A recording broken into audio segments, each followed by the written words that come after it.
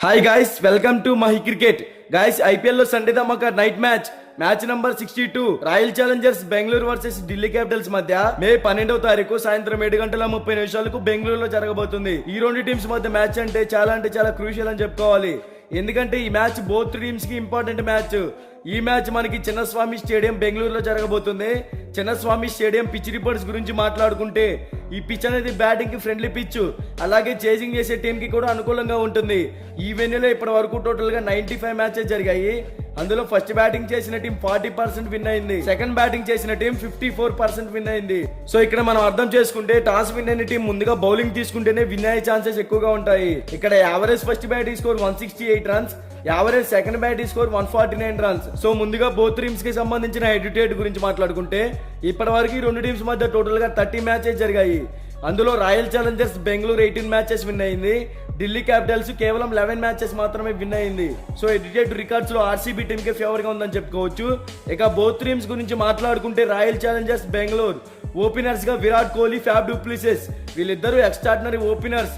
విరాట్ కోహ్లీ మంచి ఫామ్ లో ఉన్నాడు, ప్రతి మ్యాచ్ లో కూడా టీమ్ కి 100% ఇస్తున్నాడు. తర్వాత ఫ్యాబ్ డూప్లిసిస్ సెటిల్ ప్లేయర్, ఇతను కూడా మంచి పర్ఫార్మెన్స్ ఇస్తున్నాడు.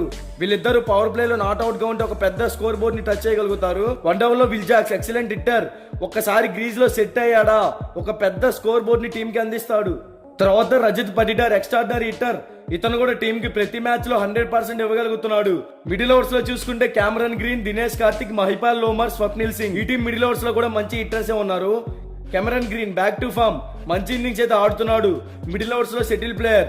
తర్వాత Dinesh Karthik extraordinary hitter, batting లోను వికెట్ కీపర్ గా కూడా టీమ్ కి మంచి పర్ఫార్మెన్స్ ఇస్తున్నాడు. మహిపాల్ లోమ్రార్ బ్యాటింగ్ పరంగా చాలా వీక్ గా ఉన్నాడు, ఇంకా ఇంప్రూవ్ అవ్వాలి. ఇక స్వప్నిల్ సింగ్ కూడా సెటిల్ ప్లేయరే, కానీ అంత పర్ఫార్మెన్స్ అయితే ఇవ్వలేకపోతున్నాడు. ఇక బౌలింగ్ సైడ్ చూసుకుంటే కరణ్ శర్మ, సిరాజ్, ఫెర్గ్యూసన్, ఎస్ దయాల్ ఈ టీం బ్యాటింగ్ మరియు బౌలింగ్ పరంగా స్ట్రాంగ్ అని కనబడుతుంది. ఓవరాల్ గా ఈ టీం టాస్ గెలిచినా ఓడినా ఫస్ట్ బ్యాటింగ్ కనుక చేస్తే కంపల్సరీగా 200+ టార్గెట్ అయితే సెట్ చేయాల్సి ఉంటుంది. అప్పుడే ఈ టీం విన్ అయ్యే ఛాన్సెస్ క్రియేట్ చేసుకోవచ్చు. ఇక ఢిల్లీ క్యాపిటల్స్ గురించి మాట్లాడుకుంటే ఈ టీం ఓపెనర్స్ గా జాక్ ఫ్రాజర్, మెకార్క్, అభిషేక్ పోరాల్ వీళ్ళిద్దరు కూడా ఎక్స్ట్రాడినరీ ఓపెనర్స్, మంచి ఫామ్ లో ఉన్నారు. పవర్ ప్లే లో ఒక పెద్ద స్కోర్ బోర్డ్ ని టీం కి అందించగలుగుతున్నారు. వన్ డౌన్ లో షాయ్ హోప్ మాత్రం కొంచెం వీక్ గా ఉన్నాడు, ఇంకా ఇంప్రూవ్ అయితేనే టీం కి బెనిఫిట్ గా ఉంటుంది. తర్వాత అక్షర్ పటేల్ ఎక్సలెంట్ ఆల్రౌండర్, ఈ టీం కి బ్యాటింగ్ లోను బౌలింగ్ లోను మంచి పర్ఫార్మెన్స్ ఇస్తున్నాడు. మిడిల్ ఓవర్స్ లో చూసుకుంటే Rishabh Pant, Stubbs, Gulbadin Naib, Rasikh Salam. Rishabh Pant as a captain గా టీం ని బాగా లీడ్ చేస్తూ బ్యాటింగ్ లో కూడా మంచి పర్ఫార్మెన్స్ ఇస్తున్నాడు. స్టబ్స్ ఎక్సలెంట్ హిట్టర్, టీం కి ఇంపార్టెంట్ టైం లో మంచి ఇన్నింగ్స్ ఆడుతున్నాడు, పెద్ద స్కోర్ ని కూడా బిల్డ్ చేస్తున్నాడు. గుల్బాదిన్ నాయిబ్ లాస్ట్ మ్యాచ్ లో టీమ్ లోకి వచ్చాడు, గ్రీజ్ లో సెట్ అయితే ఒక పెద్ద స్కోర్ ని ఇతను కూడా సెట్ చేయగలుగుతాడు. తర్వాత రసిక్ సలాం లాస్ట్ మ్యాచ్ లో ఇంపాక్ట్ ప్లేయర్ గా టీమ్ లోకి వచ్చాడు. బ్యాటింగ్ పరంగా ఏ మ్యాచ్ లో కూడా అంత పర్ఫార్మెన్స్ అయితే చేయలేకపోయాడు, బౌలింగ్ పరంగా మంచి హిట్టింగే చేస్తున్నాడు. ఇక బౌలింగ్ సైడ్ చూసుకుంటే కుల్దీప్ యాదవ్, ఖలీల్ అహ్మద్, ఇషాంత్ శర్మ, ముఖేష్ కుమార్ ఈ టీం బౌలింగ్ పరంగా కూడా మంచి ఫామ్ లోనే ఉంది.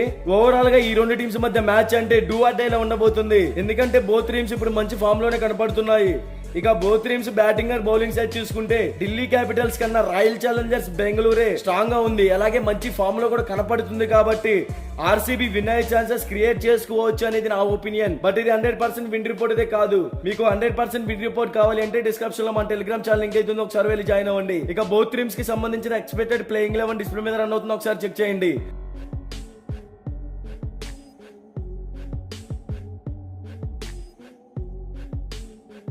మీకు ఈ వీడియో నచ్చినట్లయితే లైక్ చేయండి, కామెంట్ చేయండి, సబ్స్క్రైబ్ చేసుకోండి, అలాగే ప్రక్కనే ఉన్న గంట సింబల్ యాక్టివేట్ చేసుకోండి. Thank you for watching.